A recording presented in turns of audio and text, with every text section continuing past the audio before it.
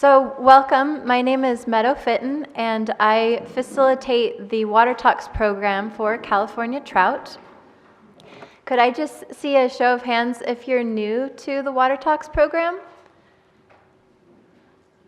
Fair amount of you, so welcome, and I hope that you enjoy our format tonight.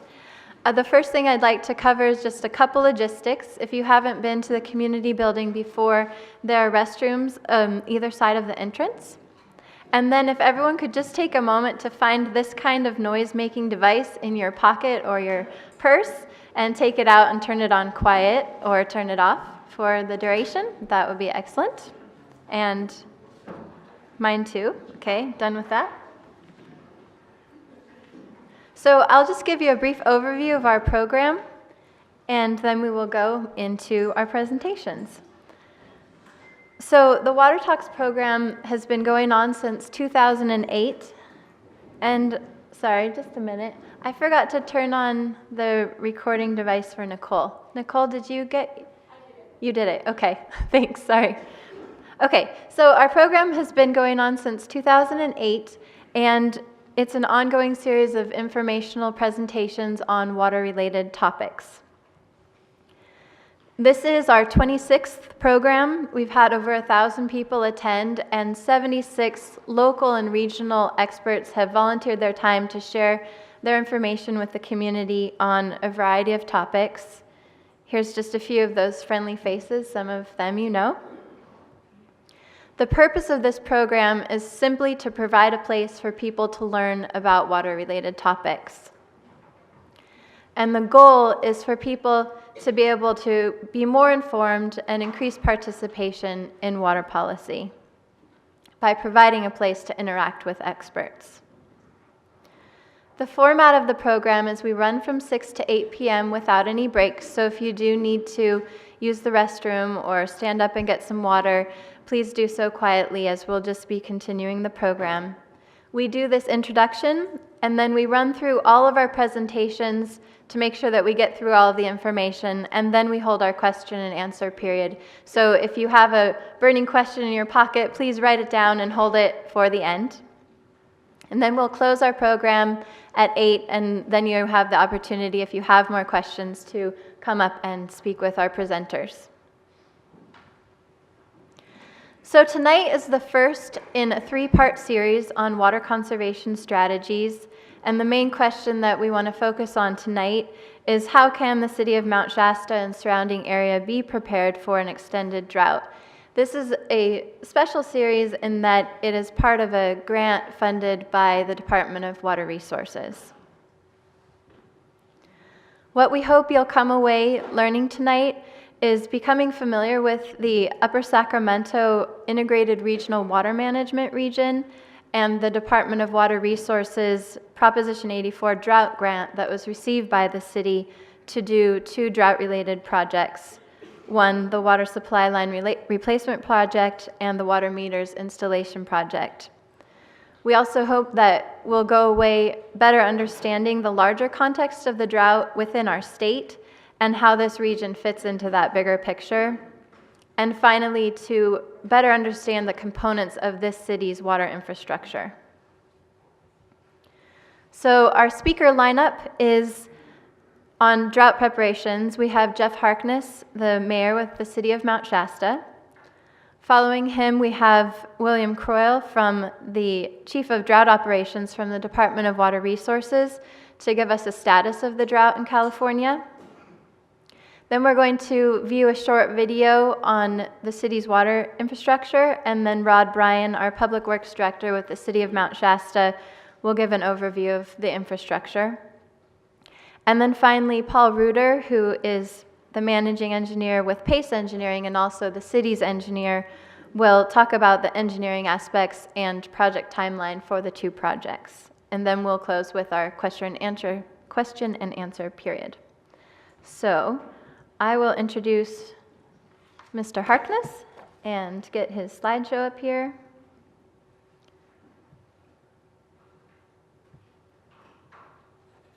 Okay, so Jeff Harkness is the mayor of the city of Mount Shasta. He was elected to city council in 2012, and he's been appointed to the Community Economic Development Activities Committee and the Library Advisory Committee. He also represents the city on the Upper Sacramento Regional Water Management Group, an affiliation of 3 municipalities, 9 nonprofits, and 4 tribes charged with addressing critical water issues within the Upper Sacramento watershed. Professionally, Mr. Harkness is a senior consulting manager with Truven Health and Analytics. In this role, Mr. Harkness is responsible for orchestrating clinical improvement projects at acute care hospitals. Within the community of Mount Shasta, he is an active member of the Mount Shasta Rotary, Siskiyou Young Professionals, and Mount Shasta Youth Soccer. He spends leisure time with his family floating rivers, skiing our local mountains, and biking Siskiyou's roads and trails. Mr. Harkness earned a Master of Health Administration degree from the University of Southern California and a Bachelor of Science degree in Wildlife and Fisheries Biology from the University of California at Davis. So thank you, Jeff, for taking us through our conservation, preparing Mount Shasta for drought. And I think you'll need to probably lift that. Thank you.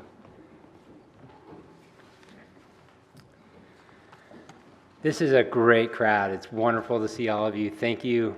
Thank you so much for coming this evening. As Meadow stated, I am Jeff Harkness, currently the mayor of City Mount Shasta. And it is truly an honor to be here with you tonight. Ever since I joined City Council 2 years ago, water has been a prevalent topic in a vast majority of our council meetings, whether that be Crystal Geyser, wastewater treatment plant, or now some of the projects that we have undertaken for this year.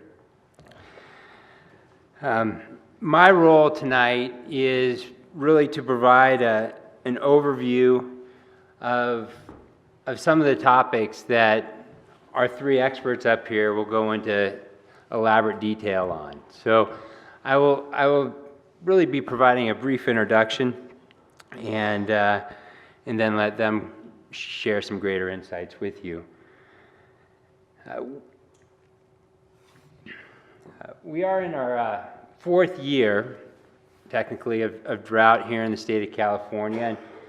And so the topics that I will briefly cover are: what are the drought's impact on the city of Mount Shasta? And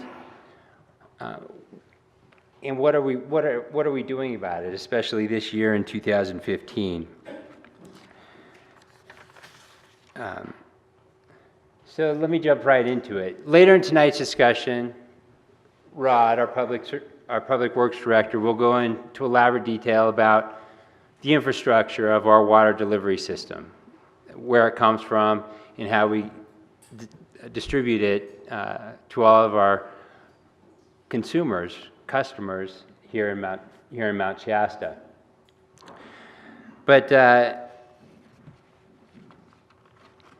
But let me just start in sharing a critical element of that infrastructure, and that is Cold Springs. Cold Springs is the primary water source for the city. For those of you who don't know, Cold Springs is located all the way up not Old McLeod, but rather McLeod Avenue. So if you drive up McLeod past the railroad tracks and just a little bit farther, there is a spring up there that the city has had rights to since the late 1800s. This is the primary water source for Mount Shasta. For the large majority of the year, it is our only source of water, except during the critical summer months we do supplement that water supply. And let me find a pointer here. So this spaghetti down here actually depicts the output of Cold Springs. Each individual line represents an individual year. And one thing to note about Cold Springs is that relative to other springs in the area, it is a young spring. And by young spring, what I mean by that is that the age of the water is is relatively young. And we know that by various isotope testing that has been conducted on the water, and also just statistical modeling. So basically, we've come to the conclusion that from the time that the water falls from the sky and absorbs into the ground to the time that it comes out of the spring, that water is about 4 or 5 months old. So what we see typically in Cold Springs is that we get peaks in some years right in the middle of summer, and that's ideal because that's when our demand is the highest here in Mount Shasta.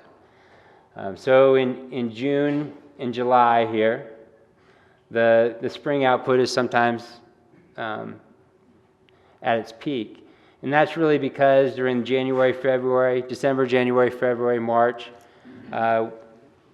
when it really is raining, that's when it's being absorbed into the ground, and then it comes out. Another takeaway from this particular graph, though, is that in the most recent year, 2014, we had the lowest output that we've seen throughout the year in the last 20 years. So it was our lowest production year, if you will, in the last 20 years. And just given that production was so low, especially during the critical summer months, it makes it really hard to meet demands at time. So what is the city doing about this? We've decided to pursue 2 critical water infrastructure projects. And those projects are water meters, installing water meters at both residents and commercial outfits here in Mount Shasta, and also replacing our main water supply line.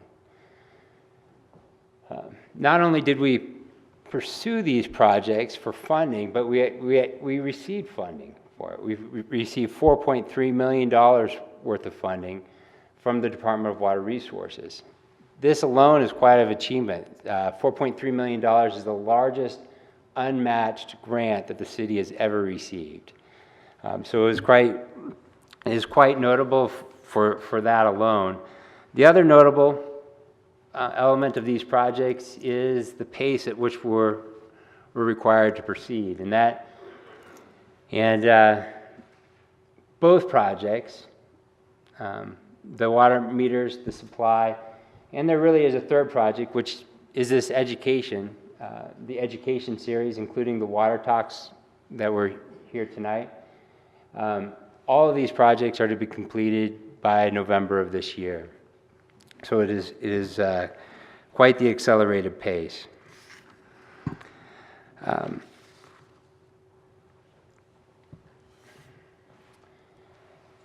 Before I go further, it really is important to describe where the funding for these projects came from, because it's quite a good story in and of itself. The funds, let me tell the story really in a timeline, if you will. So the funds are a result ultimately of Proposition 84.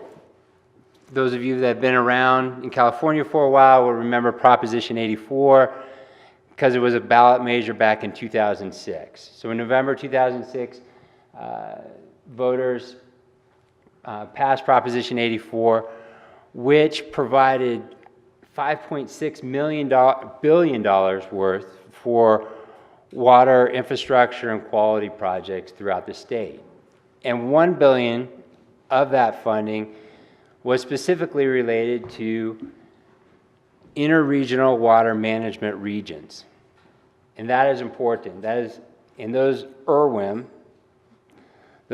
regions are particularly important to Mount Shasta because that is how we received our funding for our most recent projects. That $1 billion is available to those regions across the state that set up a water management group that is comprised of a diverse group of stakeholders that come together to manage water, to manage water issues, set priorities for the region, and manage it together. So With regards to this particular region, we formed the Upper Sacramento region, comprised of 3 municipalities, which is Dunsmuir, McLeod, and Mount Shasta, 4 tribes, which include the Winnemem Wintu and the Pitt River Tribe, and 9 local nonprofit organizations, one of which, Jennifer Witherspoon, is here tonight. I believe I saw her earlier, with Mount Shasta Bioregional Ecology Center is one of the members. And also Caltrout is another prominent member among the group. So we have an integrated regional water management group, and with this, we are able to pursue some of that $1 billion set aside in Proposition 84. Last year, just over $4 million was available to this region. Again, this year in 2015, it's likely that another approximately $4 million will be available to this region to pursue. Last year, whoops, that's not the clicker, there's the clicker. Last year, the governor came out with a drought proclamation, and he basically said that money related to Proposition 84 that is being administered and distributed by the Department of Water Resources, that will be focused on drought-related projects. So at that time, that information came out in the spring of last year, and DWR came out with the grant solicitation package, and in that package, we were given instruction on what projects could be submitted and how to do that. So the City of Mount Shasta introduced 2 new projects to our IRWIM group, our regional IRWIM group, and those 2 projects were the water meters and the supply line. And we submitted that application in July of last year, and then by the fall, by November of 2014, we received notice that we had in fact received $4.3 million for those projects. So let me briefly describe each of these projects, and then both Rod and Paul will elaborate on them more later in tonight's presentation. The supply line. The reason why we pursued the supply line project is we have an 80-year-old pipe that transports the water from Cold Springs down to the primary water storage area, which is on top of Quail Hill. So it's quite a distance that water is exported. That pipe is about 80 years old, and it is the only pipe. So if there was a failure in that one pipe, it really could be catastrophic for the city itself. It would take us a little time to repair it, and we'd all have to cut back on our water usage a little bit. So yeah, the impact of the current system, there was risk of catastrophic failure. It is, with its age, prevalent to water leaks. And it's also very difficult to access during the winter months because it is not located on the road of McLeod like you think it could be, but it is in fact tucked back behind the residence, into the woods a little bit to the south of McLeod. So in terms of the project benefits, why we thought that this was a relevant project to pursue is it does replace worn out infrastructure, which is a boon. And in terms of the last 2 points here, we do intend to place this pipe down McLeod, so it will make it much more accessible if we ever do have problems, especially in those winter months. And it will shore up the leaks. It will help us manage that water supply more effectively. In terms of water meters, we've been talking about water meters a lot at city council meetings, really since the end of December.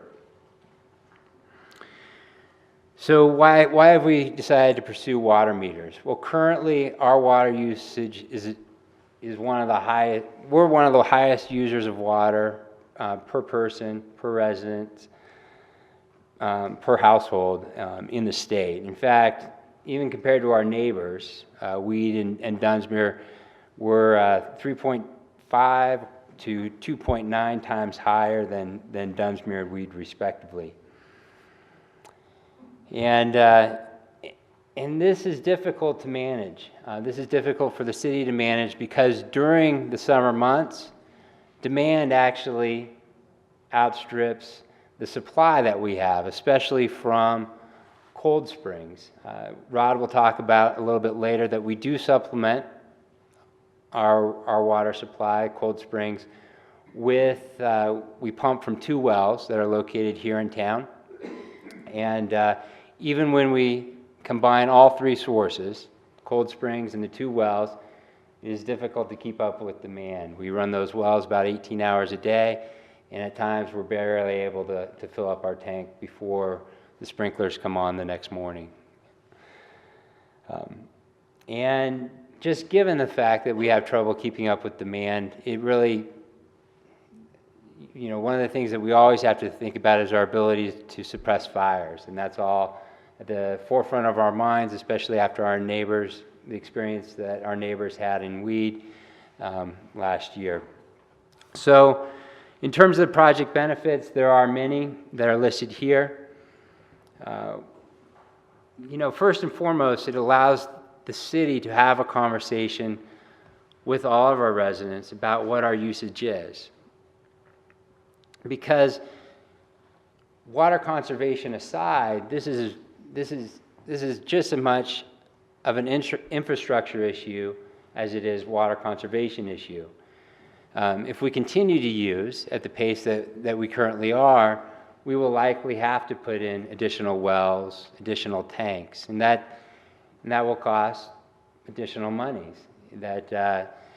So without having meters, it's very difficult for us to have that conversation with all of our residents about what individual usages are and help us all make a decision about when and at what time we do install future infrastructure and how we fund that.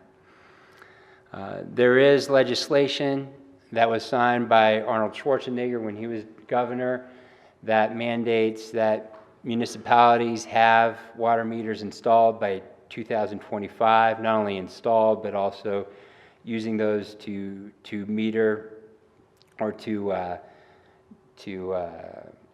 set rates.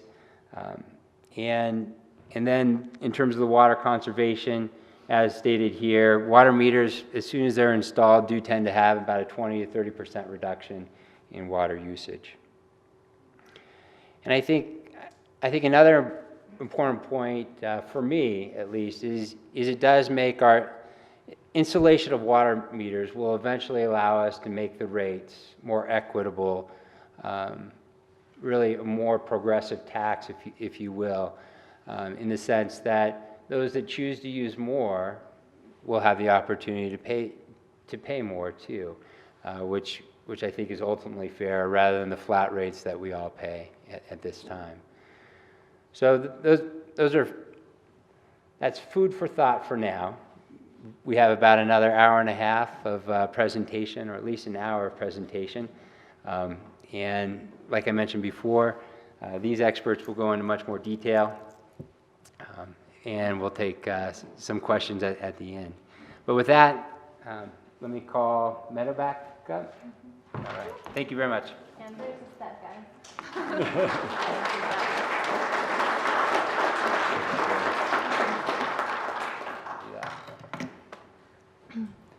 Thank you, Jeff, for providing us with a little background on the projects and how they came about. Next on our presentation schedule, let me find his presentation really quick. Okay, so let me introduce Bill Croyle. Bill Croyle is the California Department of Water Resources Drought Emergency Operations Manager, representing the department on various task forces, work groups, and oversees the department's drought management operations team. In addition, he represents the department on Governor Brown's Interagency Drought Task Force, which coordinates drought assessment, response, and mitigation actions among a multitude of local, state, and federal agencies. Bill has served as chief of the Flood Operations Branch and is currently the department Emergency Program Manager. He has also worked over 23 years for the Central Valley Regional Water Quality Control Board, where he served in a variety of capacities.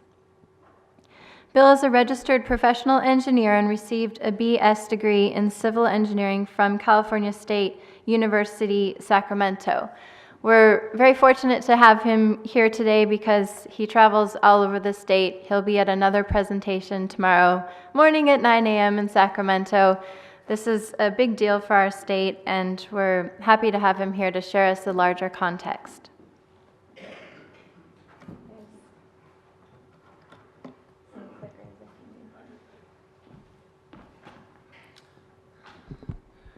Great, thank you, Meadow.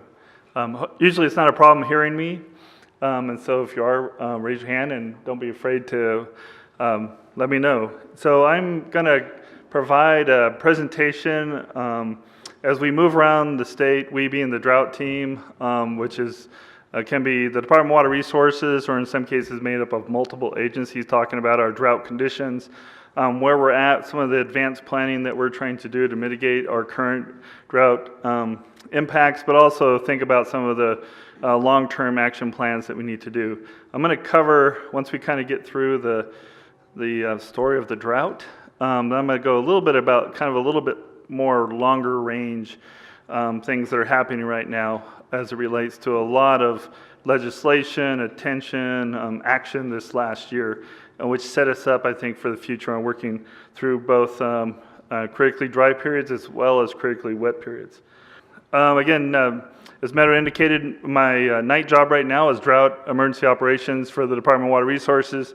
My day job is the department's emergency manager. So I came out of flood operations, so at a moment's notice, the department can go to 24/7 operations in support of local agencies on how they respond to, in the past, flood emergencies and now with any emergency. So at the time I was in the Flood Operations Center, and back about a year and a half ago, we started thinking, okay, our hydrologists and our climate people are thinking this doesn't look so good. We're into two, depending on how you look at it, potentially 6 years of dry weather with one wet year in the middle, and we better start planning for an extended dry period. And so they said the drought guy or the flood guy is not doing anything, so we're going to move him over to drought and keep a few back at the ranch to make sure we're looking back on flood, and then we really kind of ramping up our drought emergency management team. So we started actually a year and a plus ago in August. We sat down with the director, our various water professionals within our department, and said we better start planning. And that planning also included reaching out to the governor's office, to a lot of other local agencies to assess their conditions. And so as we kind of got into this, it became very clear that we have a lot of work to do on short notice. So sometimes I give this or parts of this presentation, everybody goes, this kind of hurts.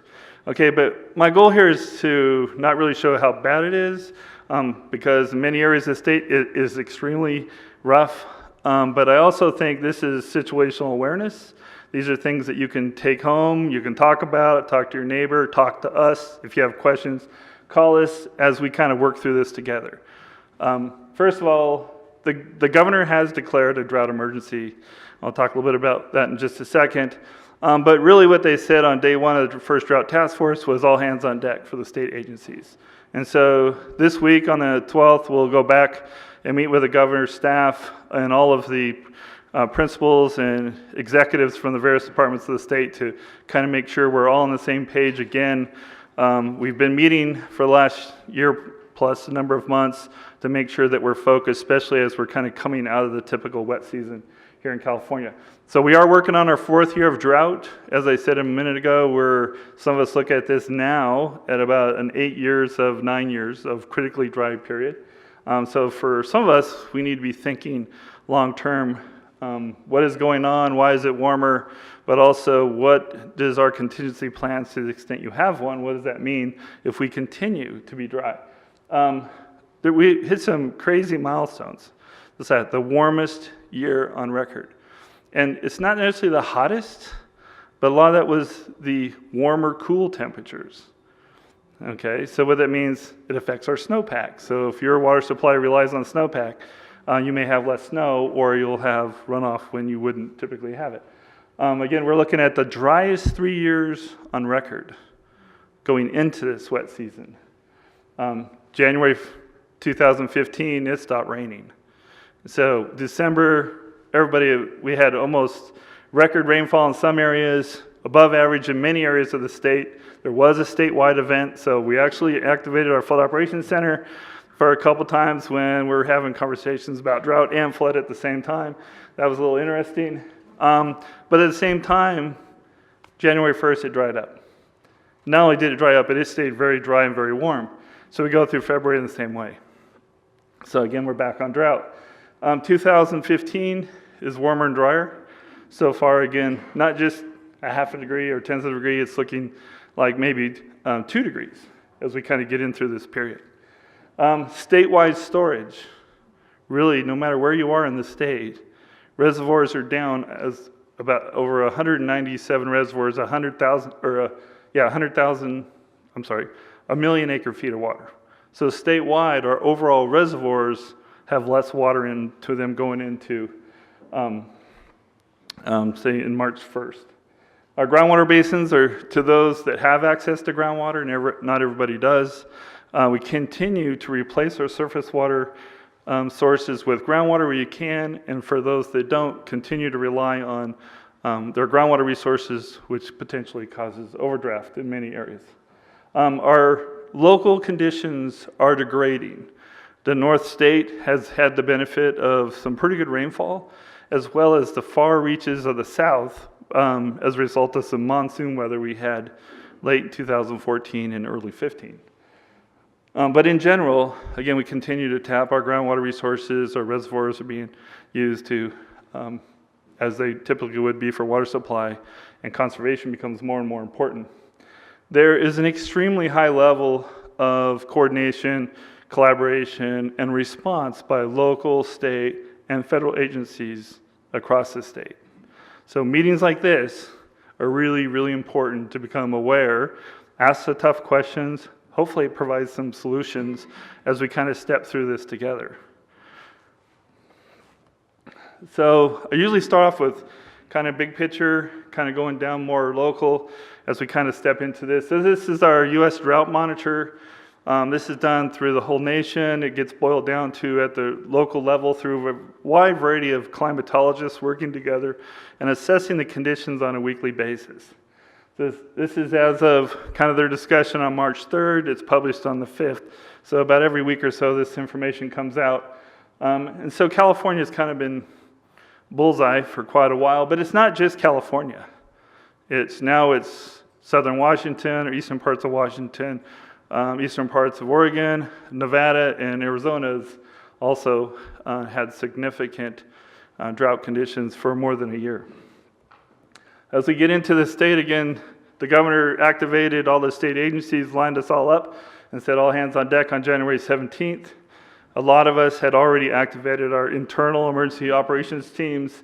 But at the local level, we have 25 counties, 13 cities, 9 tribes, and 13 special districts that have special drought proclamations to basically say we're in trouble.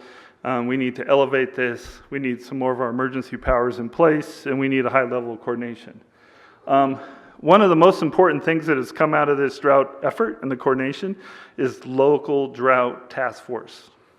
That's where the local entities, whether it's driven by a county or a city, or in some cases just a group of people that say we need to get together and get on top of this and figure out what are the impacts, what are the solutions. To the extent there's emergency resources out there, how do we get access to those resources? So we've seen the 30 counties. We actually lost a county because their weather conditions improved over on the coast, which is great. So they were able to manage their resources, cut back on their uses, and come off and not need their emergency proclamations or their local drought task force. That's what we want to see. And that was all driven by hydrology or weather. But really, we're looking at 40% of the state is in extreme drought conditions. Okay, so that means water supply, jobs, crops, housing, things like that. They take a lot of things into account, but about 37 million people in California are affected by these dry conditions. It's not just this last month, but we've been doing this now since, some of us again, for more than a couple years. But this last 12, 14 months have been basically looking like this or worse. And the forecast doesn't really look much better. So one of the things that we've been looking at is we had a great October, November, December. December again was fabulous for those that want to get back on flood threats. But as we came out of that wet period into typically some of our wettest period in California, we saw things dry up. So we've been looking at, well, what is it compared to on average on our April 1st water precipitation event. So again, this is a picture of the entire West where the red is down looking at 5 or 25% on the far in the deepest red colors, and compared to say the green, which is more 100%. As you can tell, up in the far north in this region, we have close to 100% based on the rainfall from October 1st. Okay. So what I didn't slip in here, which I should have, is what has happened since January 1st. But I did also slip. Hopefully. There we go. I slipped in the last 3 years. So we went back and said, okay, we were at this kind of drought and dry conditions here for the last 3 years. You know, where are we kind of short on rainfall compared to average? Again, this is 3 years to date, so March to March for the last 3 years. And you can see almost entire California in the last 3 years is down around 50 to 70% of our average annual rainfall, you know, over a 3-year period. Okay, so that's kind of where we're at with regard to drought conditions. Let's switch over to kind of what's going on now here locally. This is a graphic that we share a lot. We can't share it every day. It's available to you on the web through the National Weather Service and the River Forecast Center in Sacramento, but this is really looking at typically a 5-day forecast. In this case, with our new tools and some refinement, we've gone to a 6-day forecast. So we're looking at what's going to happen in California with regard to forecasted precipitation the next 6 days. So whenever we see color on the map, if you've been working drought a while, we're like excited, right? Unfortunately, it's kind of the purple, pretty purple and blue color. What we need is some yellow and red to get us out of this. But as you can see, we're forecast to see, you know, some 1/10 of an inch, 3/10 of an inch, 4/10 of an inch of rain in the north coast. And so typically that's where that rain falls this time of year. And so that's great because they're also not out of the woods, even though it's been raining pretty good up there. But really what we see is very little rain through the majority of California. Now, the fire guys, Cal Fire, you know, which is also on the Drought Task Force, has talked a lot about this because this helps with fire threats now, but also causes trouble that allows the vegetation to grow, and so then they have trouble a little bit later. But we'll take any of the precipitation we can get. Okay, madam, gotta learn how to push your button. Okay, snowpack. Again, we're going to move through snowpack, water content in various areas of the state, get onto some reservoirs and hit some other topics. But here's our snowpack today. So this is trouble. So it's good that we have some water in Folsom and Orville and some of our Trinity and some of our local reservoirs, but we should be looking at a snowpack that results in a lot of runoff here in the next couple of months. The problem that we're looking at now, in this region, we're at 14% of our April 1st snowpack. Okay, 15% average to date.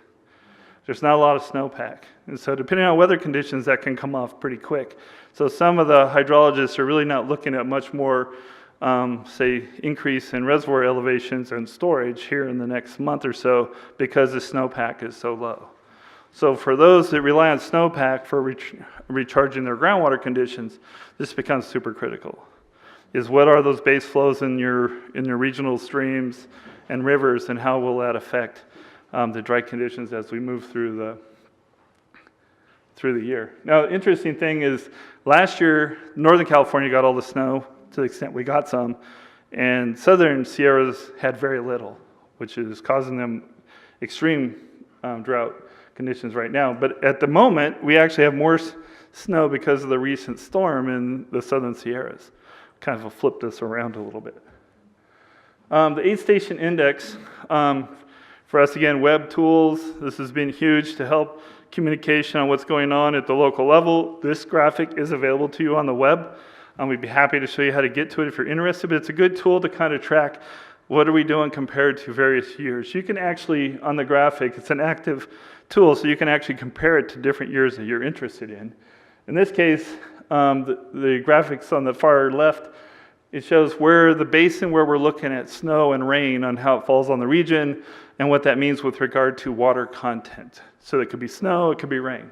So it gives you the monitoring sites that we look at, we run the numbers, and we come up with a value. So right now in the upper right-hand corner, we're at 83% of water content to date compared to average. And the average started in 1922 to 1988.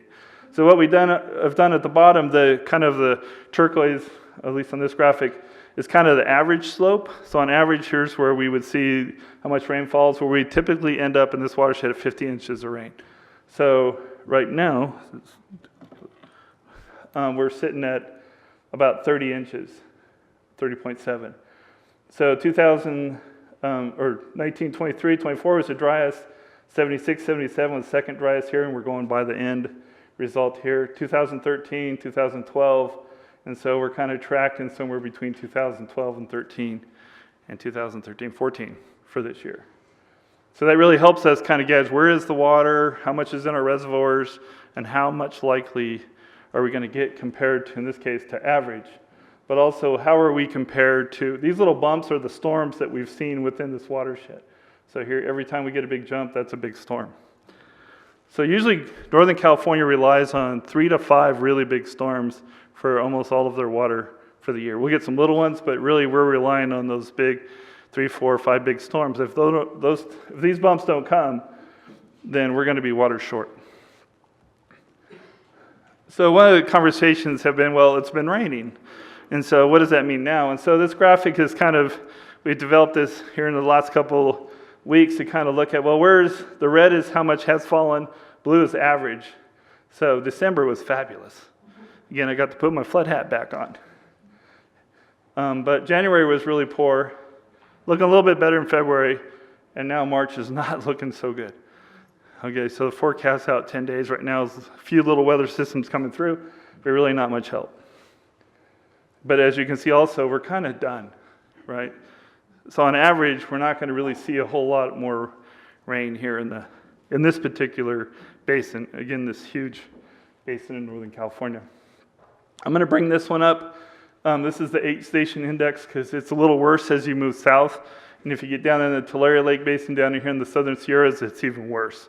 So in that case, we're looking at 46% of our water content in that region.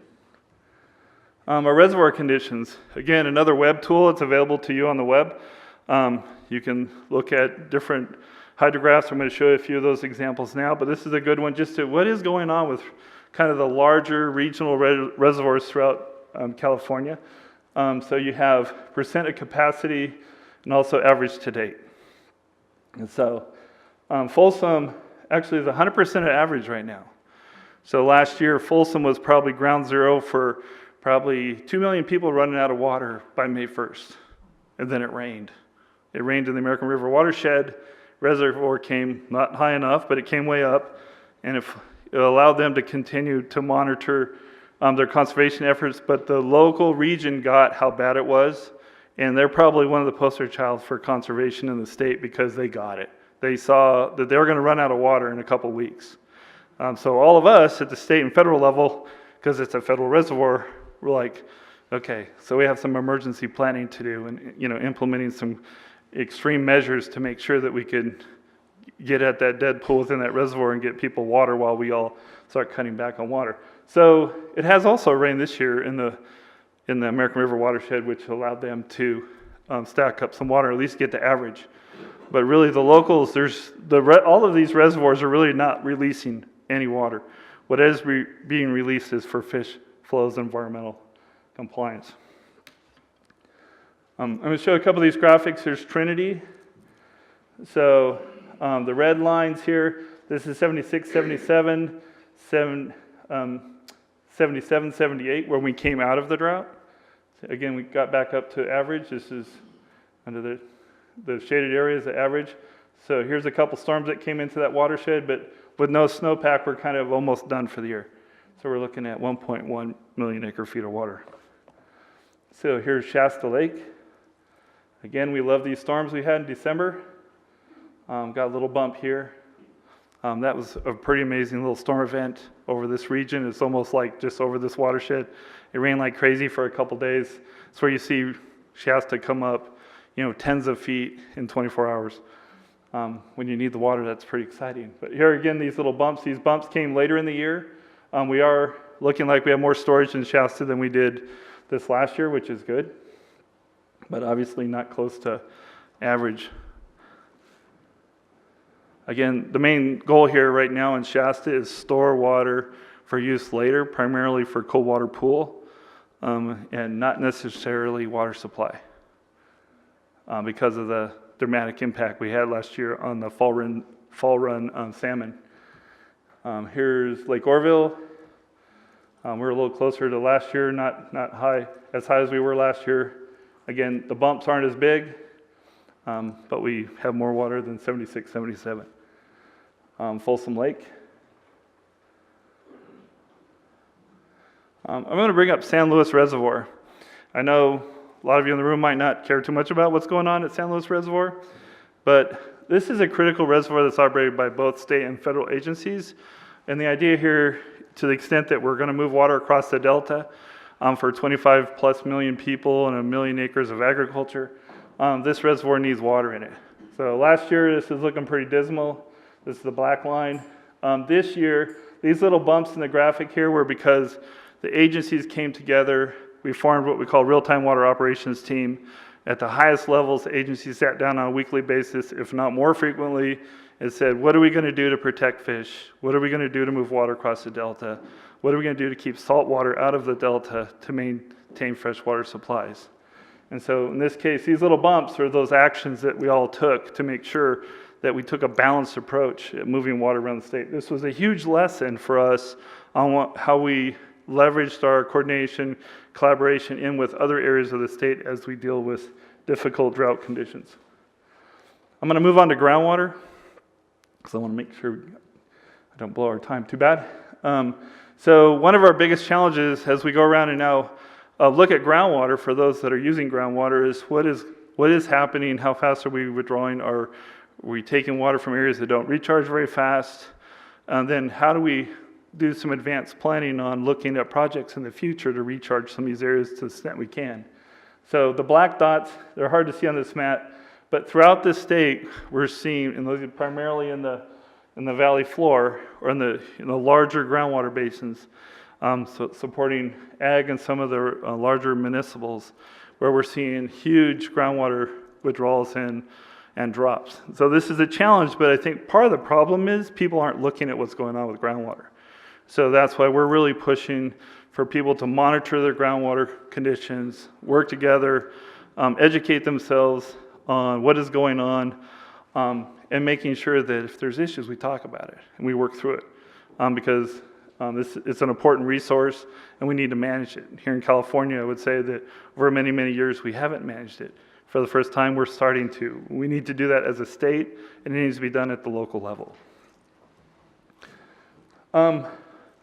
Kind of what's going on with the Drought Task Force here in this next year. The governor wants to do mandatory conservation. We think that's a challenge, to be fair, but we think the Drought Task Force and across the State Water Board, which now has emergency authority to kind of encourage and force, both with carrots and sticks on conservation, is that we need to really set ourselves up to collect better information, reward those that are conserving, And for those that are using more water or wasting water, they need to pay more and cover some of the infrastructure that's needed to support that kind of use. So increased conservation reporting. This has been very effective to get at what is your water use, is a responsible level, or are there things that we can all do to minimize our leaks, water in our lawns, agriculture, how are we best using our water, and curtailments of water rights for diversions off of our streams. They did that last year. They're not likely to do it on the Eel and Russian, from what I've been told this last week, but they are definitely looking at the San Joaquin Basin and parts of the Sacramento. Increased groundwater oversight, primarily what is the data showing us, talk about it. Our goal is to make it more transparent. Real-time data, like the web tools that we've been developing, is push that out so you can use them, so you can stay informed. Increased IRWM funding, as an example. There's another round coming up. It's going to come fast. The governor's office is also looking at pushing more money out faster. So those that are prepared, thinking about what their needs are, how they might address them, there's going to be money pushed to that. And I know Mary Randall's going to be talking to you in the next water forum about what are those kinds of opportunities coming up to address your local needs. So we have also water energy grants of $9 million. It's a second round that's coming up, should be released shortly. And then one of the things that we also have is the department, in concert with Cal OES and the State Water Board, is emergency funding to address critical water needs or people that are running out or have ran out of water. So we put about $2 million into this project this last year. We didn't get it in our January 10 budget, but we are now talking with finance and the governor's office about additional emergency funding for assisting local agencies in addressing their critical water needs. I was going to mention the California Water Action Plan as part of one of the watershed actions that was taken by the governor and a number of agencies this last year. This is a 5-year strategy to really integrate a number of activities across a number of state agencies. This is a list of 10. I'm not going to go through each one of those. But to me, one of the most important things, because we're in the middle of a drought conditions, is to manage and prepare for future dry years. That's a focus of this plan. It's part of a lot of things we do. The idea is to integrate these 10 priorities as best we can through our IRWM funding and other opportunities. But more importantly is increase regional self-reliance. So again, if we can have more robust plans and procedures at the local level, then you can take care of your own problems. The state and the federal government is interested in supporting that. And this plan helps us do that by setting that priority by the governor. It also has groundwater management in here, flood protection, and a tough one is sustainable and integrated financing. Some of the stuff we can't do forever based on state and federal funds, so we have to find ways to be able to support our activities in the long run. Here's a lot of detail. It's broken a bunch of PowerPoint rules right here. Okay, so, but what I wanted to show you this is the kind of information that the agencies are going through. Who's doing what? Who's on point for what? Who's going to get what money? How do we push that out to you at the local level, and when? And so, again, a lot of details. We'd be happy to talk to you. You can talk to Mary in the future about what this all means and how you plug into this process. Here's kind of a blow up as it relates to conservation. Make conservation a way of life. Here's the agencies involved, kind of their topics here, and some of the milestones and where the money is going to come in here in the future. Again, a 5-year plan. We're 1 year into it, 4 more years, and this is a lot of what we're doing to support, say, the Prop 1 that's coming up. So we talked a little bit about water meters a moment ago. So just wanted to reinforce some decisions have been made in the past that one of the ways for California to get on top of our water use is water meters. So in 2004, the legislator passed some legislation, the governor signed it, and set up some requirements by January 1st, 2025 that we're going to have water meters in those urban areas.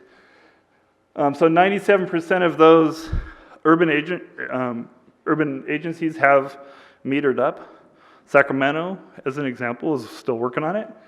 They were going to meet the deadline by January 1st, 2025. Based on their conditions there in Folsom last year, they've stepped that up. They themselves have put some more money into it, but they also, because of the expedited drought funding, they were able to secure additional state funding to speed that process up. So we have about 40 California urban agencies that are not metered up yet. I had a conversation this morning about a community south of Sacramento, which the locals have paid to get their water meters, but they haven't seen their water meters get installed for the last 3 years, so I get to go have a conversation with that small community in a positive, supportive way. Right. But the governor's office is very interested in this. When Australia came to town and said, we did drought for 10 years, it was really rough. It took us 6 years to figure out how rough it was. One of the things they said is you need the data. The government doesn't need the data, you need the data. You need to know, what is my water use? What am I using my water on? How much does it cost me? The Australians said when the communities figured out what they're paying for water and how much they're using, they fully embraced conservation. It allowed them to do some things they hadn't thought to do. Do you need that third or fourth well? Do you need a bigger tank in your backyard? You may not need to. But what also happened is, because they posted it up on the web, right, social media, is there was a little bit of competition between the communities and then neighbors. And so the local government could stand back and the neighbors help police each other or educate each other on conservation. How well are we doing? They now have billboards that say how the community is doing with regard to their per capita use because of the data collection. And I hope you're not worried or scared by that, because I think, again, it's giving you information so that you can make decisions on how you use your water. And we were talking earlier about a public figure in Southern California that was importing their water so that they didn't have to, didn't look like they were conserving at the water meter, but they were importing their water with like oil truck size. And so, but the problem is they're getting the water from the fire hydrant down the road. It's the same water, right? So even though it kind of was, the optics were great, the reality is the same water. And so those are the kind of things that we need to work on. We need to support each other, and we don't really want to see that kind of gaming. So again, the better information helps all of us better understand our water use, our water needs. It helps with advanced planning. It helps in reducing our overall costs. And I think as stated earlier, it's kind of a more fair approach. So we have an examples of also kind of the business side, and of course I'm always interested in talking about the ag side. So we'll be meeting with Australia again. We have New Zealand coming to town on Friday as they talk about what they've learned, but now they're coming to California to figure out, okay, they're just starting another couple years of drought now, and they want to know, okay, what's the latest? But I think these are kind of good examples to wave your flag on what you're doing. Things like replacing 80-year-old water lines is a big deal. That's a really positive step. And I think local governments taking action, the state and the federal agencies want to support that, as an example. Getting back to the city of Sacramento, so their goal is to shave 5 years off that water meter install. Sacramento's a little bit different because they actually still deliver water in redwood pipes and combined, so it's a little interesting when they dig up the streets. Downtown Sacramento right now, they have huge trenches because they're replacing those water systems so they can meter it, because you can't really put a meter on some of these super old pipes, and also you can't have them in the backyards, you kind of need them in the front yards. So when they get into it, it's going to cost them a little more to do this, but they're totally committed to meet the 2020 date instead of the 2025, especially when they look out at Folsom, and it's not as high as they would like it to be, and the snowpack isn't there.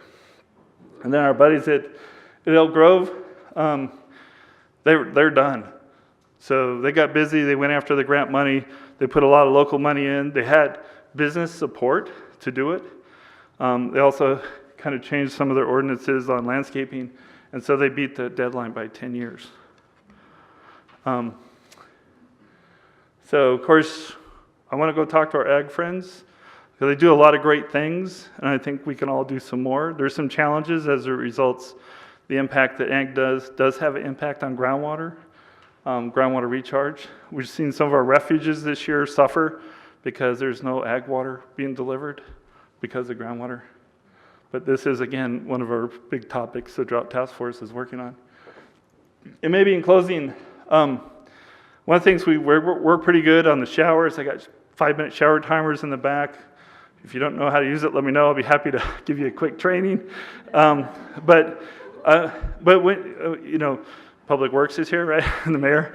So it's like, if you see something that looks like it's leaking, let them know, so they can put it on the list.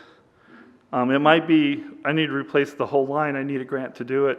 I need to know what's out there. So support them and then support your neighbors. So if you see a leaky faucet or the sprinkler's blown off the neighbor's lawn, let them know.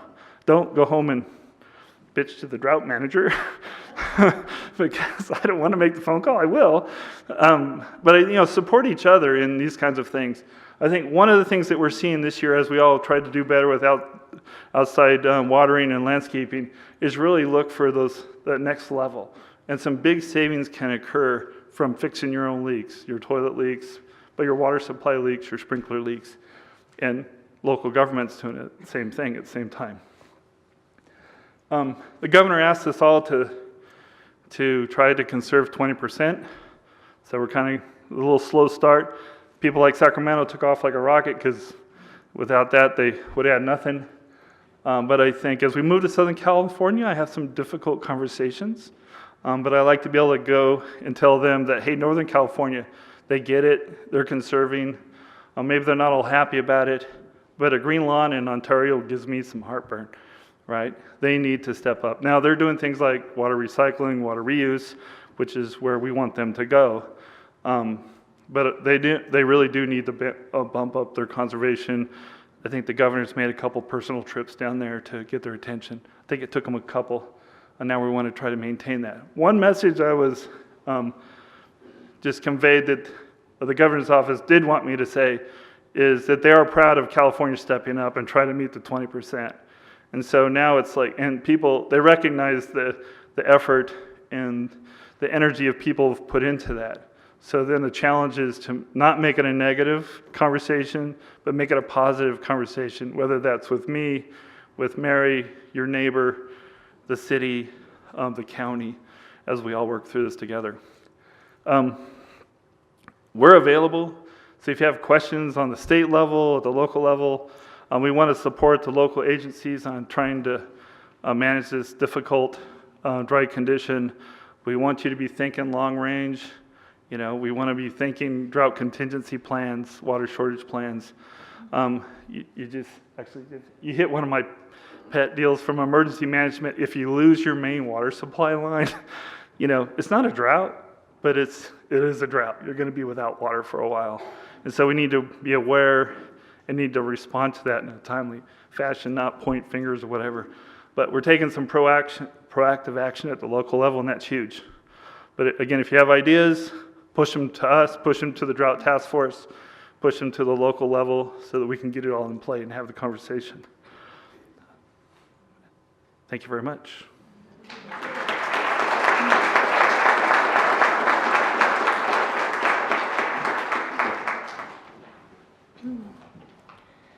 Thank you so much, Bill, for giving us just the big picture of California and also the local measures that are going to be taking place.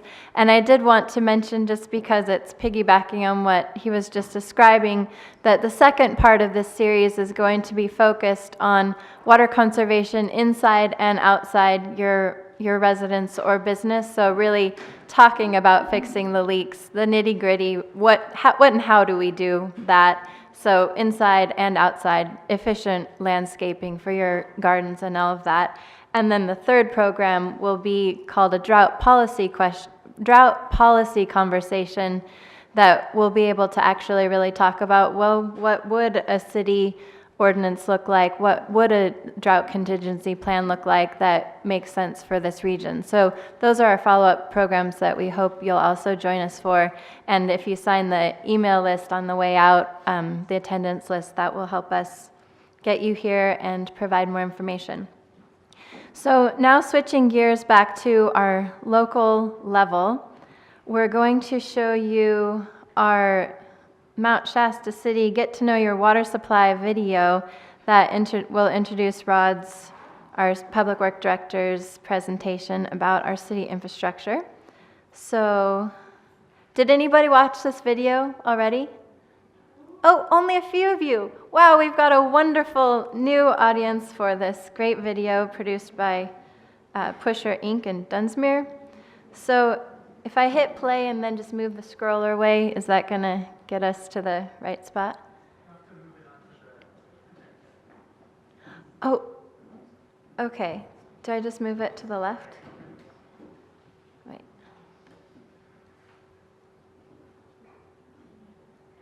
And then hit full screen. Uh-oh. Now that I moved it over, I can't do that. Sorry, I'm not the technical genius here. Uh-oh. Okay, help me find my cursor. Oh, okay. Does that bring me back? No. So if I hit full screen here and then drag it over? And now, uh-oh. Thank you for your patience. Okay. All right, thank you.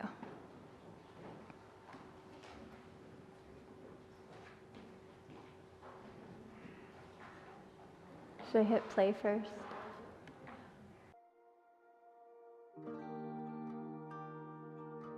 The city of Mount Shasta's water supply is dependent on natural precipitation that falls on Mount Shasta.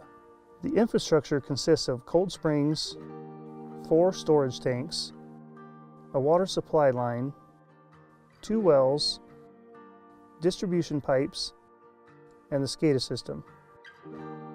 Cold Springs is the principal source of water for the city. The spring emerges at 4,167 feet and is located at the top of McLeod Avenue. The spring water fills 4 tanks with a combined storage capacity of 1.7 million gallons and is gravity fed. The water in Mount Shasta is untreated and comes out of your tap at a crisp 41 degrees. During low spring yield periods, the city's maximum daily demand exceeds the city's source capacity. We're at Cold Springs, which is the primary water source for the city of Mount Shasta. Common belief is that the water we drink is an old and unlimited supply. This particular springs is relatively young. The water's age is anywhere from 0 to 1.6 years old. As a result, it's very influenced by weather patterns, and particularly drought. And we noticed this most recently last summer when production of the springs dropped to historical lows. As temperatures rise due to climate change, we anticipate receiving less snowpack in the spring's recharge area. On average, the spring produces about 2,000 gallons per minute. That amount of water usually meets the city's demand, at least for most part of the year. During the critical summer months, the city does supplement the springs production with water from wells that are down in town. We're at the Mount Shasta Quail Hill water storage tanks. There are 3 tanks at this site, comprising about 1.2 million gallons of storage. Water from this site is served by Cold Springs, which is located about 1.5 miles upstream of here. And water at this site, it comes together in a series of pipelines and serves the city of Mount Shasta, which is comprised of about 35 miles of 1 through 12-inch pipelines. Within that system, there are 4 pressure zones that serve various areas as you go down in elevation. And within the pressure zones, there are 2 wells that serve the city when supply from the spring is not enough to keep up with demand. Our proposed project here is to replace the existing pipeline that currently serves this site. It'll be about 9,000 feet of new pipeline that we're proposing to put in McLeod Avenue. We're here at Well 1. It's located at Washington and Lake Street. Well 1 is our primary well. It has a capacity of about 850 to 900 gallons per minute. Well 1 and well 2 are typically used in the summertime to supplement the spring production. Last year was different. In the summer of 2014, spring production was as low as it's been in the last 20 years. We found that we had to run these 2 wells 12 to 18 hours per day to keep up with the demand. Peak demand times are around 3 to 8 a.m. when irrigation systems are coming on and people are getting ready for work, and then again in the evenings as people return from work. It was during these peak times that our Quail Hill tanks were reaching unusually low levels, and even with the wells running all day, it was taking a long time for the tanks to recover. In Mount Shasta, our average daily usage reached around 900 gallons per person per day. I think it's important to remember that we do have a fairly reliable water source, but it is not unlimited. With climate change and potentially increasing temperatures, we do expect that it's going to become more and more important to both monitor and possibly conserve our water use going forward.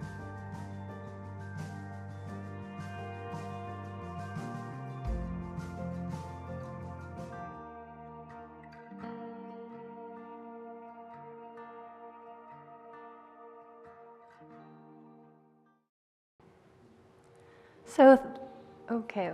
Oh no, do we just start again? You liked it so much. Natural precipitation that falls on Mount Shasta. The infrastructure consists of cold springs. Okay. Uh-oh.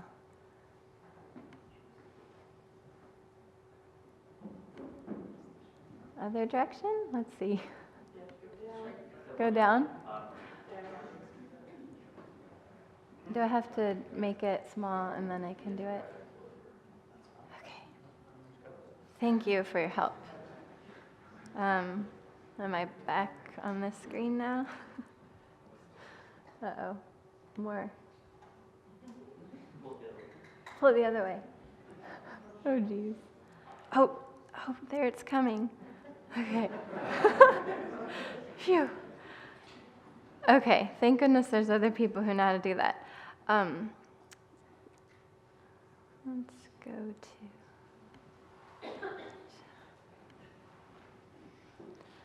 Okay, so we wanted to help you see the places that we're talking about that Rod Bryan is going to explain a little bit more detail about the city's water infrastructure and how it works.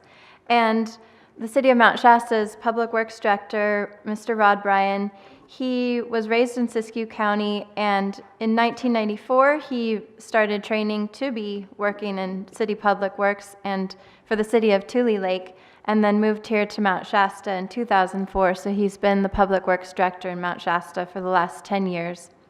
And he enjoys all sorts of outdoor activities with his family, including mountain biking and fishing, and he was very unhappy to be in the video, but did an amazing job, right? So thank you, Rod, for sharing more with us about the city's infrastructure.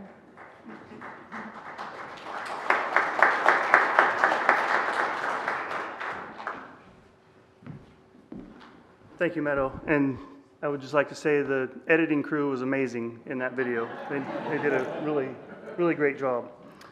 So what I'd like to cover tonight is obviously the city's water demand and usage, our sources of supply and delivery, infrastructure, and kind of what we did last year in our efforts to address the drought, including conservation, our SCADA system, and currently the meters. So as was mentioned in the video, our average usage is pretty high. It was about 936 gallons per person per day. That was a peak month in July of 2013. Throughout the last several years, we average around 300 to 400 gallons per person per day. Last May through September 2014, the springs produced 327 million gallons. And in that period of time, we also used 386 million gallons. So that graph that Jeff had, I have that as well. That indicates that period of time that our usage exceeded what we're able to produce. Total for the year, production was a little over 803 million gallons, and usage was 586 million gallons. This is kind of what it looks like. I think this period here is the May to September, the peak usage. That graph represents how in the warm summer months our demand exceeds the production. So this is the period of time, these months here, that we need to run the wells.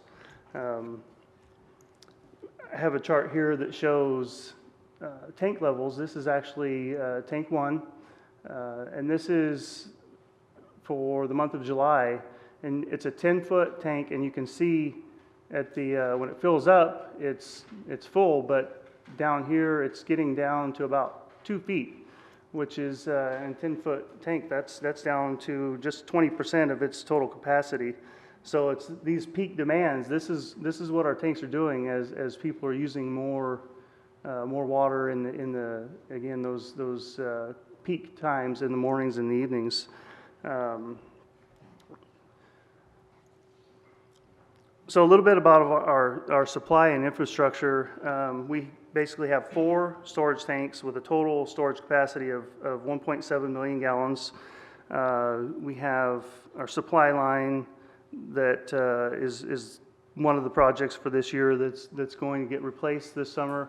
The distribution pipes, we have about 35 miles of distribution pipes in town, largely very old pipes. I don't know that we have any redwood pipes yet, but are in existence still, but nevertheless, very, very old pipes in the system.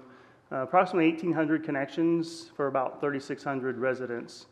The distribution system is broken up into 3 major pressure zones. As elevation drops, the pressures increase, and so we have periodic pressure reducing valves throughout the system to keep those pressures in check throughout the system. And then, of course, the 2 wells previously mentioned that the well 1 produces 850 to 900 gallons per minute.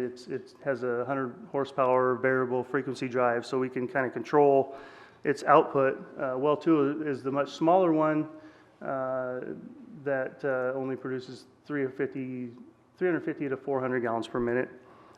This is a great little graphic showing kind of where everything is in the system. Obviously, the Cold Springs in tank 4 is the highest, and then all the water from the springs travels down the supply line into tanks 1, 2, and 3 and into the system. And then wells 1 and 2, when they're used, they pump directly into the distribution system. So that's kind of an overview of how the infrastructure works. This is a picture of tanks 2 and 3 before they got painted a couple of years ago and after. Very nice coating inside and out, so the tanks are like new condition at this point. With the exception of tank 1, it's the oldest tank we have. It's concrete lined. It's quite an old tank that we're going to look into replacing here in the near future. As been mentioned, the Cold Springs is our primary water source. It is separate from Big Springs at the city park. There's been a lot of debate or questions about that in the past, but they are totally separate spring sources. And as the mayor mentioned, we have exclusive rights since 1884. Typically, the spring output varies between 1,450 gallons per minute to up to, we've seen 3,000 gallons per minute.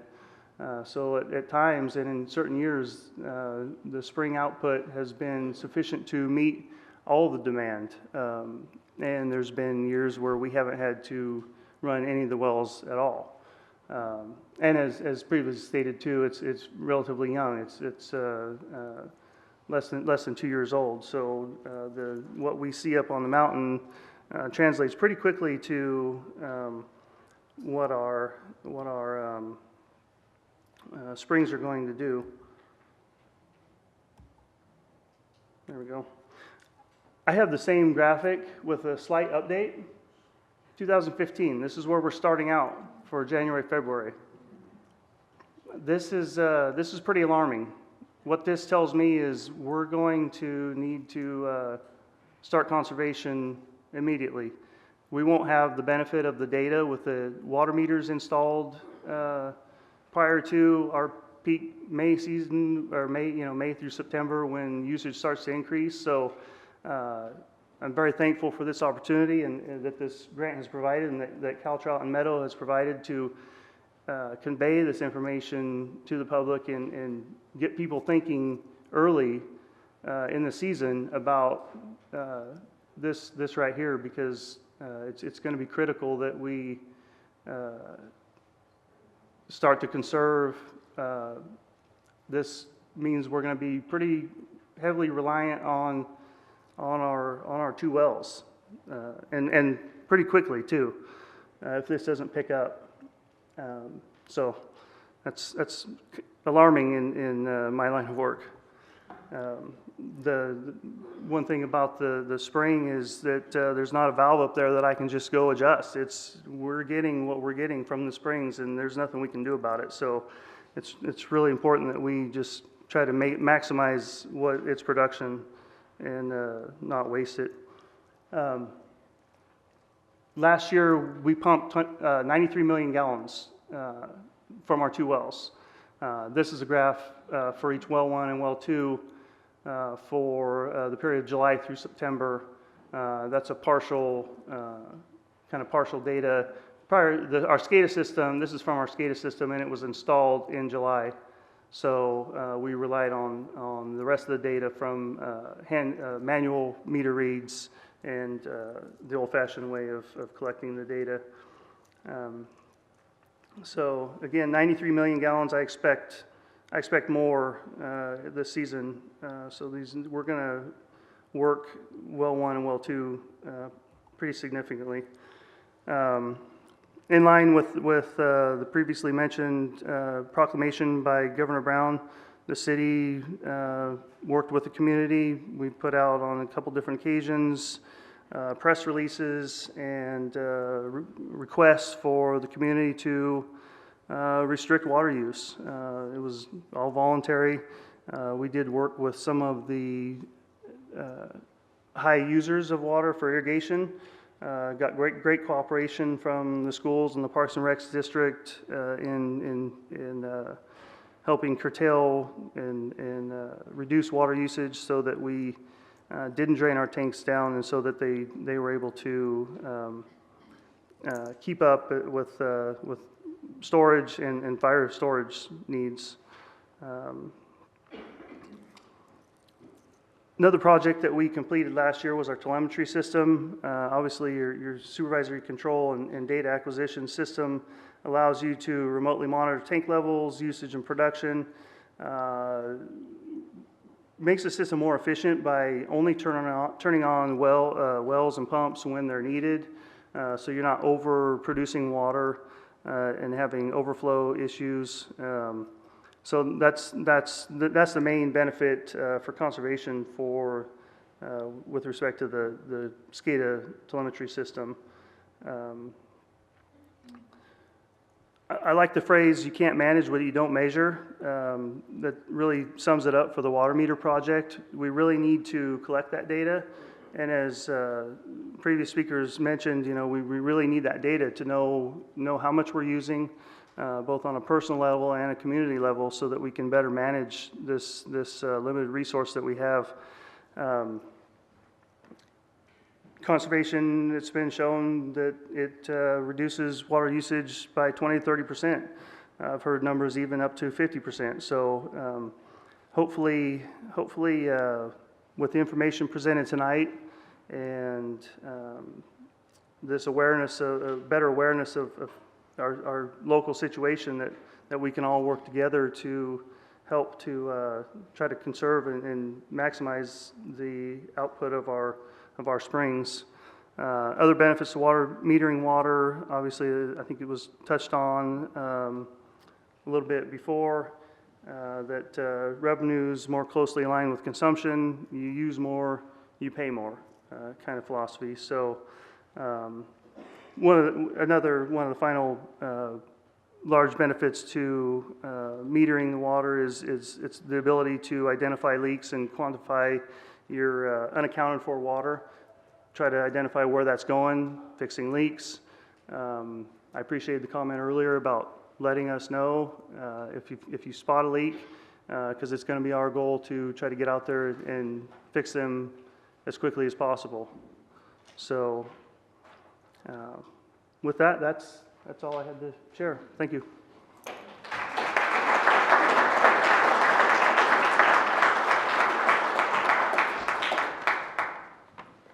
Thank you, Rod, for just helping explain the infrastructure and the big numbers of gallons of water. It's kind of hard to see. I can't even remember how many millions of gallons, but it's a lot. Our final presentation this evening is with Paul Reuter and Pace Engineering.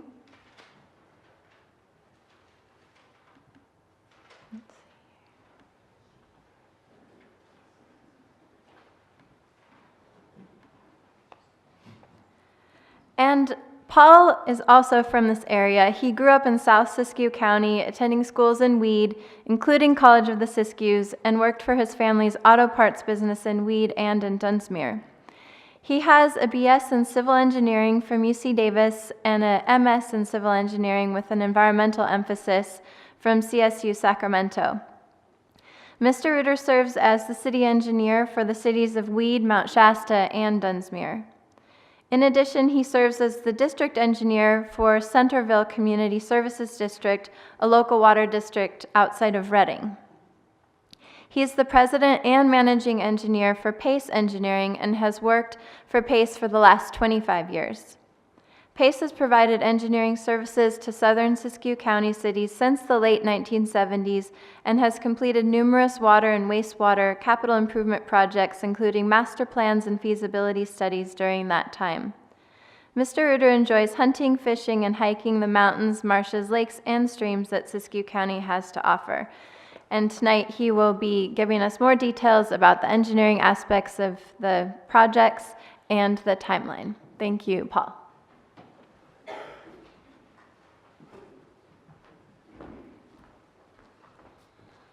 Thank you, Meadow. Good evening, everyone. As I sit here and watch all these programs before me, I'm going, well, let's see, that's in my presentation, that's in my presentation. I really don't have anything to say.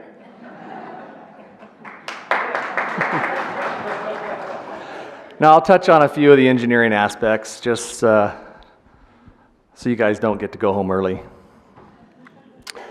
So I'll talk a little bit about both the infrastructure projects that have been mentioned a few times tonight. The first project is the supply line project, and I'll talk a little bit about project benefits.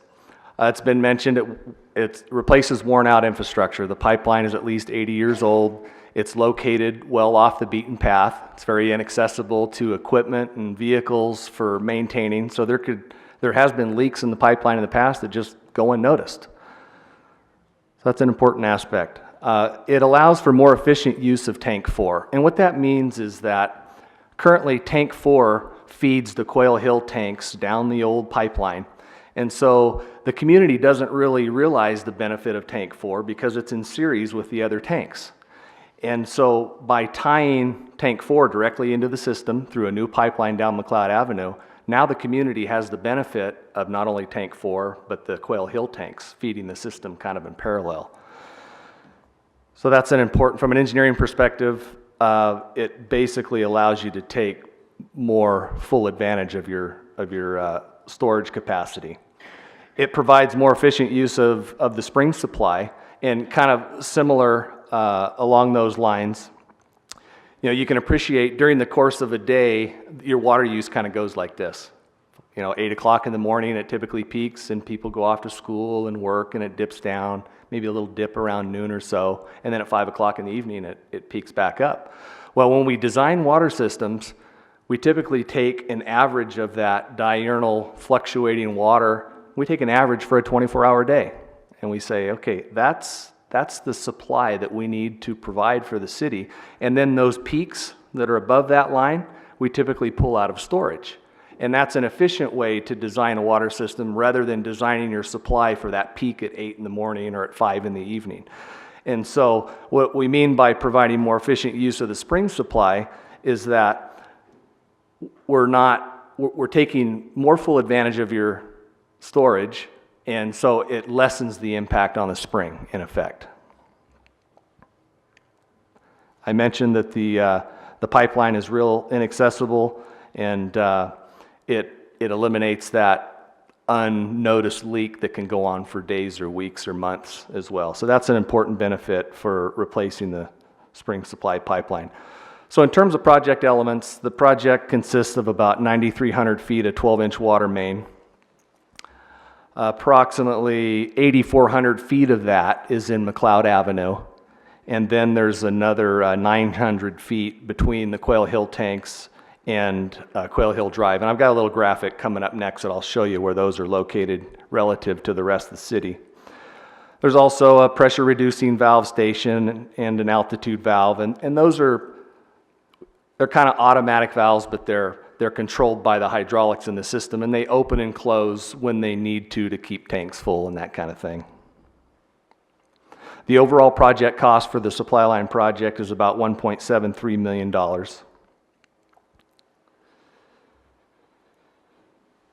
And then here's my graphic. So this is, let's see, north is up. This is McLeod Avenue right here. Goes all the way around and tank 4 here and your spring right about there. So the existing pipeline takes an alignment about like this, and it's out through the trees and the brush, and it's really inaccessible. And so the supply line project will construct a new pipeline right down McLeod Avenue and tie into the city's existing water distribution system. And these lines on paper are existing pipelines, and those little symbols there are fire hydrants. So this portion of the pipeline is that 8,400 feet, and then the 900 feet is from Quail Hill Drive up to the Quail Hill tanks. And you might ask, well, why do you need that?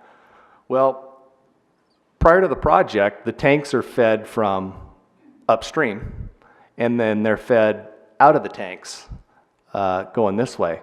So by feeding the system from the bottom, this creates a little bit of a hydraulic restriction. So all we're doing there, we're going to keep the existing pipeline in place, but we're going to provide a little more hydraulic capacity so we can get the water into the tanks when we need it. That's about it on that one. Okay, water meter installation project. Some of this stuff I provided a little background. It's not really engineering related information, but the prior speakers have done a great job talking about the California law going into effect in 2025. And that's not only a law that requires metering, but it requires that agencies charge for actual water consumption. So they need to charge you based on use. So if you use a little bit of water, you're supposed to pay a little bit. If you use a lot of water, you're supposed to pay a lot. So that is an element of that legislation. Allows the city to better manage water supply. That's a given. That's been discussed. Provides more equitable distribution of charges. Currently with a flat rate, those that may not have a lawn and use very little water, they may be paying more than they should for their water versus someone that has a quarter-acre lawn and pays a flat rate. They're probably not paying enough. So data does show, it's been pretty well documented, that just the presence of water meter, independent of how it's billed, generally reduces consumption by 20 to 30%. Just people knowing that the meter's there and also maybe seeing on a bill that, oh wow, I use this many gallons or cubic feet in a month.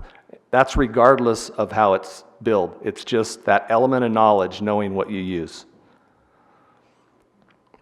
And of course, it's the responsible thing to do. So of all the graphics you've seen, I don't know that you've seen this one yet. But this may be a little outdated. As Bill indicated, some of these agencies down around Sacramento, he mentioned Elk Grove, have done a lot in the last year or so to add water meters, but this was put out by the Pacific Institute about a year or two ago. Just kind of shows the unmetered water customers in California. And I thought it was kind of interesting because you got a number of them in the valley, and then you got little old Mount Shasta right up here. And that's just the table of showing the agencies that are unmetered, or rather have unmetered customers. You notice some of the Sacramento agencies, maybe 40 or 60% were unmetered, and of course there's Mount Shasta right there, 1,700 connections. So project elements for the water meter project, we got 1,696 meters. Of those, about 1,649 3/4 and 1-inch meters, 47 1.5 to 6-inch meters, and 182 existing meters. So those of you with a calculator, I think if you add those up, at least those two should add up to that one. Overall project cost for the meter replacement project is about $2.56 million.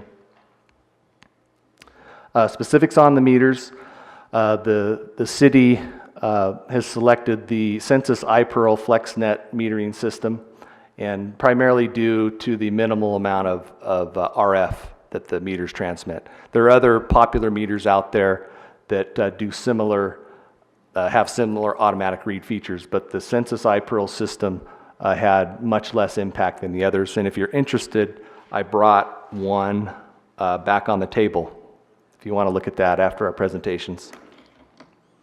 The meters have a 20-year warranty, which is really good. A lot of water meters out there, the bronze meters, are 5 to 10 years. This is a 20-year warranty. The last 10 years are prorated, so kind of like your tires. You take them in at $25,000, they'll give you the difference between that and whatever they're rated for. But at least it's something, and anything beyond 10 years is pretty good. And one of the reasons they can do that is because the meters don't have any moving parts. They're magnetic flow meters. Most conventional positive displacement type meters, they look really robust. They're built out of bronze and they're heavy, but the inside internals are all plastic. And those break and wear out, and as soon as something breaks, the meter's basically useless. The magnetic flow meters are very accurate, and they're very accurate at low flows. The positive displacement meters, they have to turn a little turbine inside. So you can appreciate if you just got a little bit of water going through there and it's not turning that turbine, it's not recording any water use. But the magnetic flow meters measure very low flow rates. Okay, a little bit on project implementation. The meters will be installed in general at existing meter locations or existing shutoff valve locations. I think we figured that about 70% of the services in Mount Shasta have existing shutoff valves, and so that's an obvious delineation point to put the new meter. Some will be installed in concrete sidewalks, in driveways. Some will be installed in grass or landscaped areas. Most of the meter installations will require up to a 4-hour interruption in water service, or I'll say that's how much time we're going to give the contractor. He's got no more than 4 hours. A lot of times it may be less than that. And there's the city has a policy for notifying residents of the work coming up, and we're going to be working with city staff in the next week or two on developing kind of a mailer that they can send out with water bills to everybody and kind of describe the notification process and what to expect. So you'll get some more information on that and timeline as well. That's a little bit dark, but showed this picture. This is an existing water meter box in somebody's lawn in the city. Maybe you recognize the leaves. But the house is this way. The street is this way. And so in this particular installation, the contractor would come in. We would leave the existing, if it's a shutoff valve, it'll remain. If it's a water meter, it'll be replaced or taken out. But in this case, I believe this is a shutoff valve. It's just in a water meter box. So they would cut in a new meter right here on the customer side. It would be a similar looking box, but that's just kind of want to give you an idea of the impact in that situation. Here's another one where there's an existing shutoff valve in the sidewalk, And so in this case, the contractor would probably come in here and saw cut the sidewalk in here. And you can see there's some pretty good cracks in there, so it'd be nice to get rid of those in this particular case. They would keep the shut-off valve, and then they would put a new meter box here with the meter and then pour new concrete in that area. There'll be a number of installations like that. In terms of project schedule, both projects are out to public bid right now. The city will be hosting a bid opening on March 18th at the city. The intention is that the city will award the construction contracts at its March 23rd council meeting. It's kind of pushing it, but if we're not able to accomplish that at the 23rd meeting, then we'll have a special meeting on the 30th, because per the grant guidelines, the city has to award those construction contracts by April 1st. So there's not much flexibility there. And we expect the contractors to begin work around May 1st. Both the supply line project and the water meter project will be installed concurrently at the same time. And we could have two different contractors. They're put out right now as separate projects. I know of a number of contractors that will be bidding both projects, but it's just going to boil down to who's the lowest bidder on both projects. So there could be two different contractors. And as Mayor Harkness indicated, the grant requires the work be completed by November 2015. And that's an aggressive schedule for the water meter project. You can kind of do the math and say, okay, we got 1,700 meters. I got this many working days. Geez, they got to install about 20 to 30 of those a day. And so they're going to be hopping. Oops. Nope, that's it. Okay. That's it.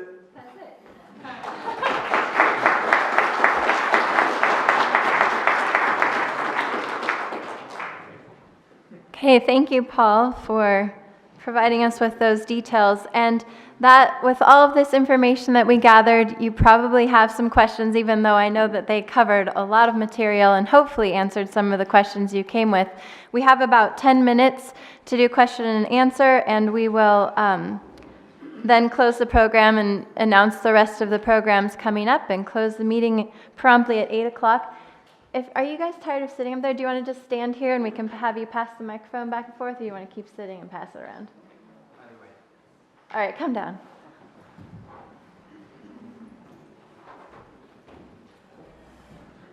Okay, so we have a few people leaving. We've got a few questions, so let's start here, and then we'll come here, and then we'll go over here. Will the water income revenue for the whole city, pre-water meters and post-water meters, will be revenue neutral? Is this on? Yeah. Well, that's a great question. And actually, in the very near future, we'll be talking about rates and when they will, not only what they'll be, but also when they will be implemented in the very near future. So one of our future agenda items, I think is slated for June, is in fact rates. And I don't have a specific answer for you right yet, but that is a great question that will be discussed. Okay, we're over here. Will the city be abandoning the old water line? Yes. What will become of that 20-foot? The existing easement? Nothing initially. I suppose if adjoining property owners approach the city about quit claiming back portions of it, I can't speak for the city, but that could potentially be an option. I don't know that it'll be needed in the future, but there's no plans in the project to do anything any different with that easement. You're not going to keep it as backup? I guess that's a discussion that the city should probably have too, but there's going to be no action in the project. You went here and then back here. This question is mostly directed to Bill. The city council here has estimated that around 200 or 300,000 gallons of water a day would be saved by using meters. Now, Crystal Geyser has not started yet in their operations, but when their full build-out happens, it would probably be at least 300,000 gallons a day So that means that at least every drop of water that's saved through conservation and water meters will be used up, at least equivalent water by Crystal Geyser. But it's actually worse because at least the water that's used now, it just turns from clean water to dirty water and still stays in the basin. Whereas Crystal Geyser water is put into the plastic bottles they mold and is shipped way out to somewhere else out of the basin. So, and the Crystal Geyser plant is at present completely unregulated and unmeasured. So the DWR says that groundwater needs to be managed. The city council has said that the whole matter is out of their jurisdiction. So can the DWR do anything to regulate Crystal Geyser? And then specifically, can the state somehow lean on the county to regulate usage? Can the county be rewarded for any positive moves in that direction or punished for their present head in the sand attitude? So you got a number of questions there. What maybe shock you with my initial response is welcome to California. Okay, so 2014, with our third year drought, a number of things came together. One of which was California Water Action Plan that recognized that we have to get a handle on our groundwater management. California does not manage their groundwater statewide.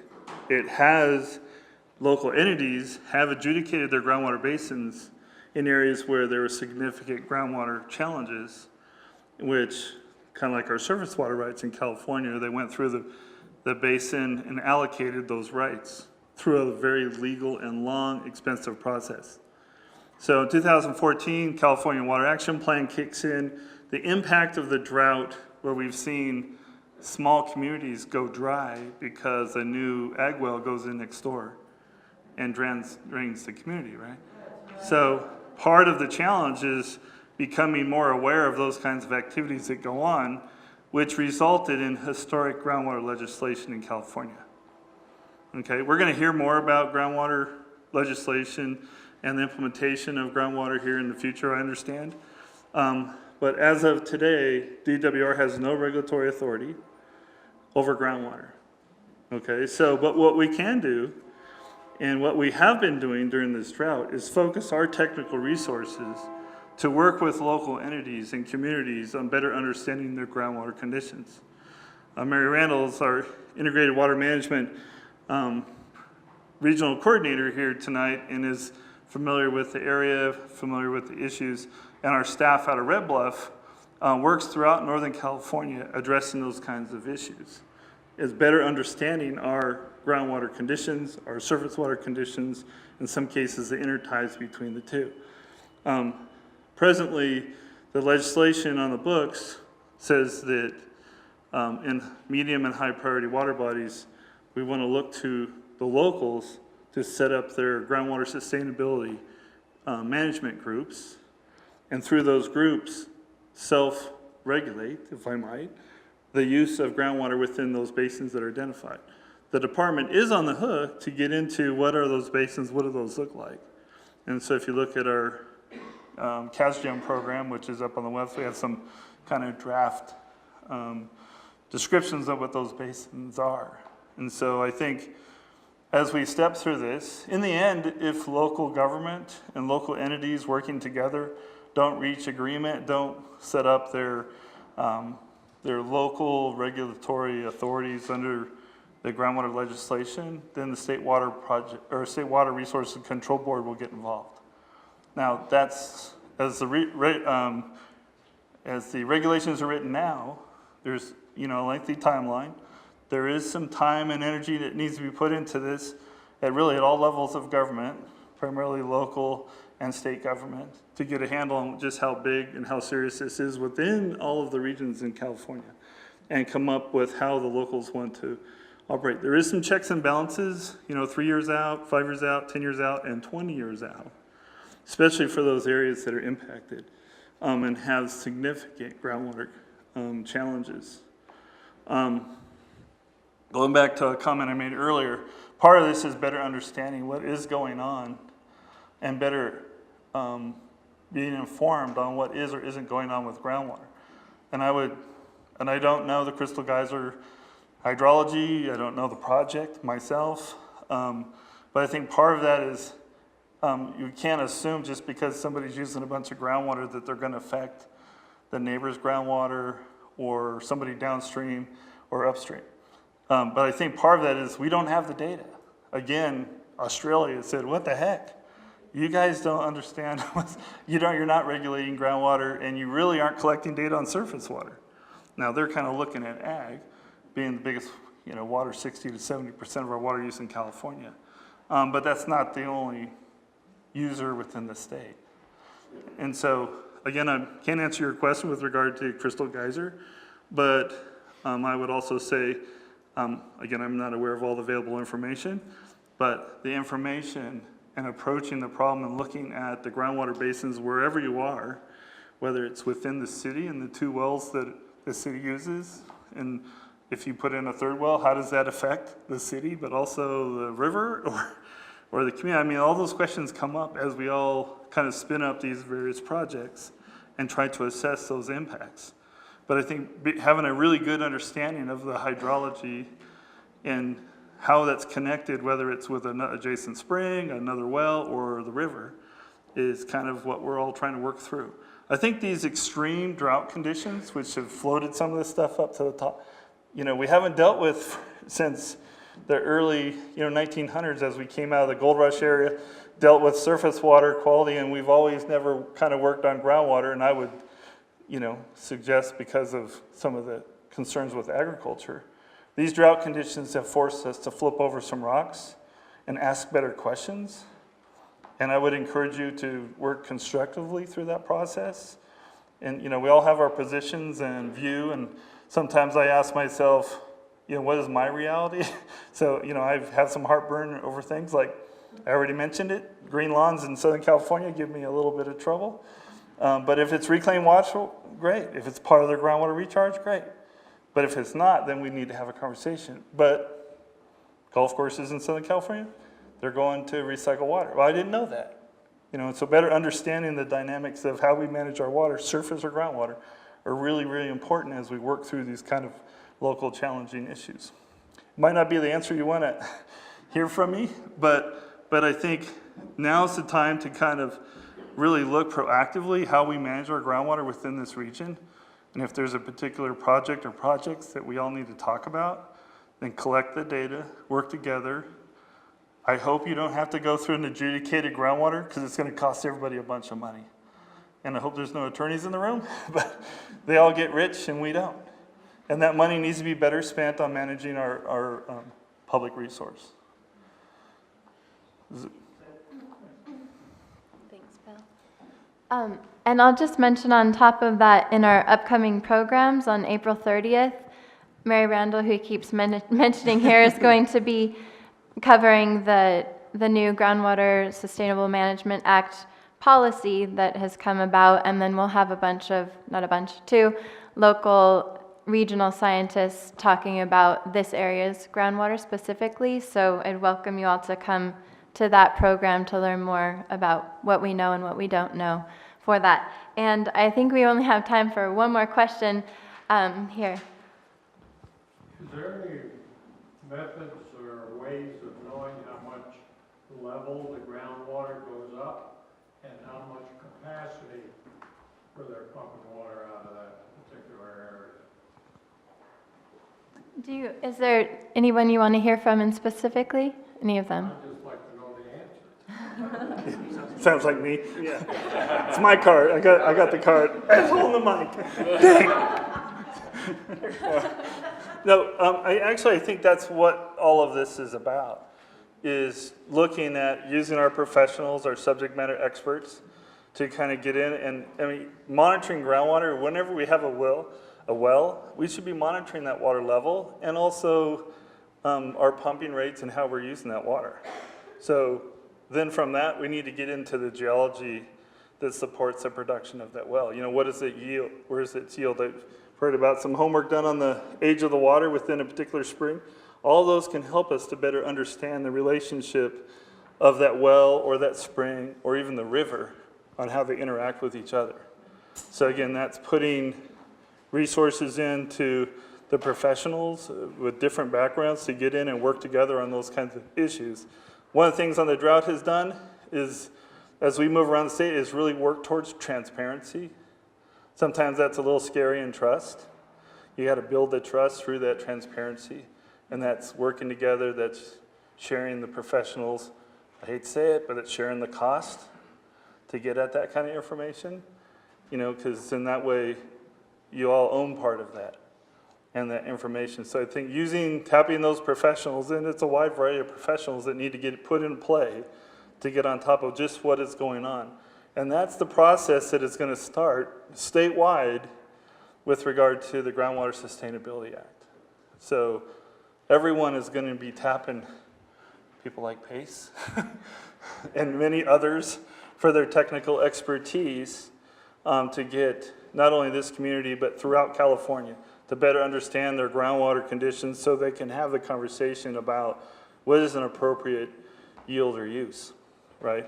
In the meantime, we got to use our groundwater. We have to be able to serve our public, serve our business needs, our commercial needs.